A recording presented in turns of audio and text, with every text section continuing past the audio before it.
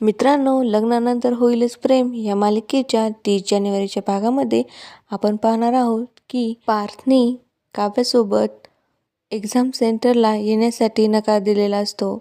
त्यामुळे काव्या ही रागावलेली असते आणि तिने रागातच जेवण केलेलं नसतं. हे पार्थला कळल्यानंतर पार्थ काव्यासाठी रूममध्ये जेवण घेऊन येतो, परंतु काव्या म्हणते की मला जेवण काही करण्यासाठी आता वेळ नाही आहे, त्यामुळे तुम्ही इथून जा.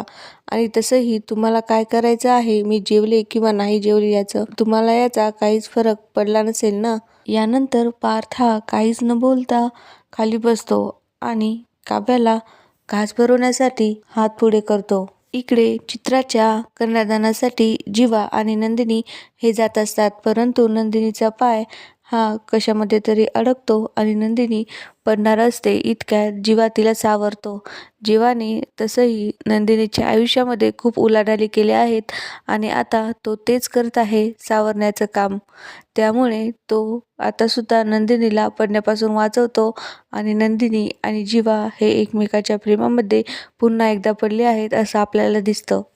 तर मित्रांनो, आता आपल्याला पुढे पाहायला मिळणार आहे की या कन्यादानाच्या सीनमध्ये आणखीन कोणता नवीन सीन ॲड होणार आहे, कारण जीवाचा जो पास्ट आहे तो आता त्यांच्यासमोर येणार आहे. तेथील मंडळी हे जीवाच्या पास्टबद्दल काहीतरी बोलणार आहेत, त्यामुळे तेथे नवीन सीन क्रिएट होणार आहे.